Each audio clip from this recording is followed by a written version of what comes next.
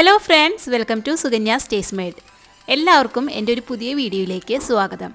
അപ്പോൾ ഇന്ന് ഞാൻ വന്നിരിക്കുന്നത് അടിപൊളി ടേസ്റ്റിലുള്ള ഒരു ചില്ലി സോയയുടെ റെസിപ്പിയുമായിട്ടാണ്. വെജിറ്റേറിയൻസിനും നോൺ വെജിറ്റേറിയൻസിനും ഒക്കെ ഒരുപോലെ ഇഷ്ടപ്പെടുന്ന ഒരു റെസിപ്പിയാണിത്. അപ്പോൾ അതെങ്ങനെ ഉണ്ടാക്കാമെന്ന് നോക്കാം. അതിനായിട്ട് ഞാനിവിടെ 1 കപ്പ് സോയാബീൻ എടുത്ത് വെച്ചിട്ടുണ്ട്. ഞാനിവിടെ ചെറിയ സൈസുള്ള സോയാബീനാണ് എടുത്ത് വെച്ചിട്ടുള്ളത്.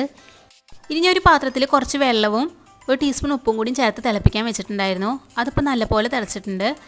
ഇനി ഞാൻ ഇതിലേക്ക് നമ്മുടെ സോയാബീൻ ഇട്ട് കൊടുക്കുന്നുണ്ട്. എന്നിട്ട് നമുക്കൊരു 2-3 മിനിറ്റോളം ഇതൊന്ന് തിളപ്പിച്ചെടുക്കാം. അതിനുശേഷം നമുക്ക് ഈ സോയാബീനിലത്തെ വെള്ളമൊക്കെ നല്ലപോലെ ഒന്ന് പിഴിഞ്ഞ് കളയണം. ഇപ്പം ഞാൻ ഇതിലത്തെ വെള്ളമൊക്കെ നല്ലപോലെ പിഴിഞ്ഞ് കളഞ്ഞ് വെച്ചിട്ടുണ്ട്. ഇനി നമുക്കിത് മാഗ്നേറ്റ് ചെയ്ത് വെക്കണം. അപ്പോൾ അതിനായിട്ട് ആവശ്യമുള്ള സാധനങ്ങൾ എന്തൊക്കെയാണെന്ന് നോക്കാം. ആദ്യം തന്നെ ഞാൻ കുറച്ച് ഉപ്പ് ഇട്ട് കൊടുക്കുന്നുണ്ട്. ഉപ്പ് നിങ്ങൾ ടേസ്റ്റിനനുസരിച്ച് ഇടുക. പിന്നെ അതിന് ശേഷം 1 ടേബിൾ സ്പൂൺ മൈദ ചേർത്ത് കൊടുക്കുന്നുണ്ട്. മൈദയ്ക്ക് പകരം ഗോതമ്പ് പൊടി ആയാലും മതി. പിന്നെ 2 ടേബിൾ സ്പൂൺ കോൺഫ്ലോറാണ് ഞാൻ ഇതിലേക്ക് ചേർത്ത് കൊടുക്കുന്നത്. ഇനി ഞാൻ ഇതിലേക്ക് ഒരു 1/2 ടേബിൾ സ്പൂൺ കുരുമുളക് പൊടിയാണ് ചേർത്ത് കൊടുക്കുന്നത്. അതിനുശേഷം ഒരു 1/4 ടീസ്പൂൺ മുളക് പൊടിയും കൂടി ഞാൻ ചേർത്ത് കൊടുക്കുന്നുണ്ട്. ഇനി അവസാനമായിട്ട് 1 ടേബിൾ സ്പൂൺ തൈരാണ് ചേർത്ത് കൊടുക്കുന്നത്. എന്നിട്ട് നമുക്ക് ഇതെല്ലാം കൂടിയിട്ട് ഒന്ന് നല്ലപോലെ മിക്സ് ചെയ്തെടുക്കാം. ഇതിലേക്ക് വെള്ളമൊന്നും ചേർക്കണ്ട. തൈര് ഒഴിച്ച് കാരണം ആ തൈരിൻ്റെ നനവ് കൊണ്ട് തന്നെ നമുക്ക് എല്ലാ പൊടികളും സോയാബീനിൽ കോട്ടായി കിട്ടും. അപ്പോൾ നമുക്ക് നല്ലപോലെ ഒന്ന് മിക്സ് ചെയ്ത് കൊടുക്കാം. ഇപ്പം ഞാൻ എല്ലാം നല്ലപോലെ മിക്സാക്കി വന്നിട്ടുണ്ട്. ഇനി നമുക്കിതൊരു 15 മിനിറ്റ് മാറ്റി വയ്ക്കണം. അതിനുശേഷം നമുക്കിത് വറുത്തെടുക്കാം. ഇപ്പോൾ ഒരു 15 മിനിറ്റ്സ് ഒക്കെ കഴിഞ്ഞു. ഞാൻ നമ്മുടെ സോയാബീൻ വറുത്തെടുക്കാൻ പോവുകയാണ്. അപ്പോൾ അതിനായിട്ട് ഞാനൊരു പാനിലേക്ക് കുറച്ച് സൺഫ്ലവർ ഓയിൽ ഒഴിച്ച് വെച്ചിട്ടുണ്ട്. അതൊന്ന് ചൂടായതിന് ശേഷം നമുക്കിങ്ങനെ സോയാബീൻ ഓരോന്ന് എന്നിട്ട് മീഡിയം ഫ്ലെയിമിൽ വെച്ച് ഒരു ഗോൾഡൻ ബ്രൗൺ കളർ ആവുന്ന വരെ നമുക്കിതൊന്ന് കുക്ക് ചെയ്തെടുക്കാം.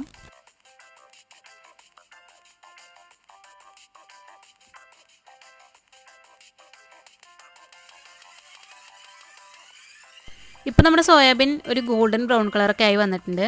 ഇനി നമുക്കിതൊരു പാത്രത്തിലേക്ക് വറുത്ത് പോരാം. ഇതുപോലെ നമുക്ക് എല്ലാ സോയാബീനും വറുത്തെടുക്കാം.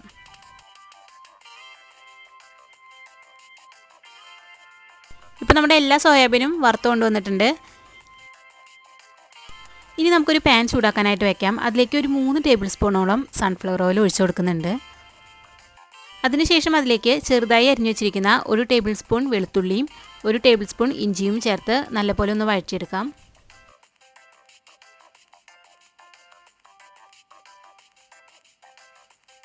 ഇനി ഞാൻ ഇതിലേക്ക് ക്യൂബ്സായിട്ട് അരിഞ്ഞു വെച്ചിട്ടുള്ള ഒരു വലിയ സബോള ചേർത്ത് കൊടുക്കുന്നുണ്ട്. അതിനുശേഷം നമുക്കിത് ഒരു 2 മിനിറ്റോളം വഴറ്റി കൊടുക്കാം. അപ്പോൾ സബോള ഗോൾഡൻ ബ്രൗൺ കളറൊന്നും ആകണ്ട, ജസ്റ്റ് ഒന്ന് ട്രാൻസ്പെറൻ്റ് ആയാൽ മാത്രം മതി.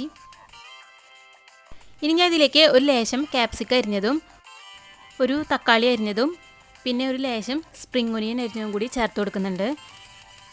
അതിനുശേഷം ഞാൻ അതിലേക്ക് ഒരു 2-3 പച്ചമുളക് ചെറുതായിട്ട് അരിഞ്ഞതും 1 ടീസ്പൂൺ ഉപ്പും കൂടിയും ചേർത്ത് കൊടുക്കുന്നുണ്ട്. എന്നിട്ട് നമുക്കിതൊന്ന് ഒരു 2-3 മിനിറ്റോളം വഴറ്റിയെടുക്കാം. അപ്പോൾ മീഡിയം ടു ഹൈ ഫ്ലെയിമിൽ വെച്ചിട്ട് വേണം ഇത് ചെയ്തെടുക്കാൻ.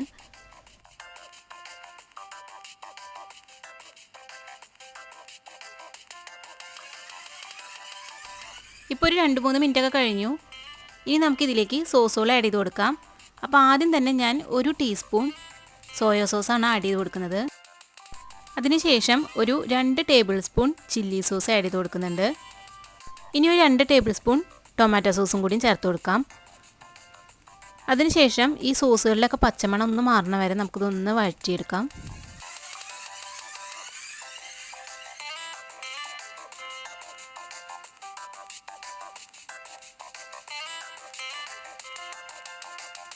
ഇപ്പോൾ സോസുകളുടെ പച്ചമണമൊക്കെ നല്ല മാറിയിട്ടുണ്ട്. ഇനി നമുക്കിതിലേക്ക് വറുത്ത് വെച്ചിരിക്കുന്ന നമ്മുടെ സോയാബീൻ കൂടി ഇട്ട് കൊടുക്കാം. ഇനി നല്ലപോലെ ഒന്ന് മിക്സ് ചെയ്തെടുക്കാം. നമ്മുടെ സോസൊക്കെ സോയയുടെ എല്ലാ ഭാഗത്തും എത്തണം. അപ്പോൾ നല്ലപോലെ തന്നെ നമുക്കിത് മിക്സ് ചെയ്തെടുക്കണം. ഇപ്പോൾ ഇതെല്ലാം നല്ലപോലെ മിക്സ് ആയിട്ടുണ്ട്. ഇനി ഞാൻ ഇതിലേക്ക് ഒരു 1/4 ടീസ്പൂൺ ഷുഗറും കൂടി ആഡ് ചെയ്ത് കൊടുക്കുന്നുണ്ട്. എന്നിട്ട് നമുക്കിത് ഒന്നും കൂടി ഒന്ന് മിക്സ് ചെയ്തെടുക്കാം. ഇനി അവസാനമായിട്ട് ഞാൻ കുറച്ച് സ്പ്രിംഗ് ഒനിയൻ കൂടി അതിൻ്റെ മുകളിലേക്ക് സ്പ്രെഡ് ചെയ്ത് കൊടുക്കുന്നുണ്ട്. അപ്പോൾ സ്പ്രിംഗ് ഒനിയൻ ഇതിലേക്ക് ചേർത്ത് കഴിഞ്ഞാൽ നല്ലൊരു ഫ്ലേവറാണ്. അപ്പോൾ നമ്മുടെ ഈസി ആയിട്ടുള്ള ചില്ലി സോയ ഇവിടെ റെഡി ആയിട്ടുണ്ട്. ചപ്പാത്തിയുടെ ഒപ്പവും ഫ്രൈഡ് റൈസിൻ്റെ ഒപ്പമൊക്കെ കഴിക്കാനായിട്ട് ബെസ്റ്റ് കോമ്പിനേഷനാണ്. എന്തായാലും എല്ലാവരും ഒന്ന് ട്രൈ ചെയ്ത് നോക്കണം. അപ്പോൾ വീഡിയോ ഇഷ്ടമായെങ്കിൽ ലൈക്ക് ചെയ്യാനും ഷെയർ ചെയ്യാനും സബ്സ്ക്രൈബ് ചെയ്യാനും മറക്കരുത്. അടുത്ത നല്ലൊരു റെസിപ്പി ആയിട്ട് വരുന്നവരേക്കും എല്ലാവർക്കും ബൈ.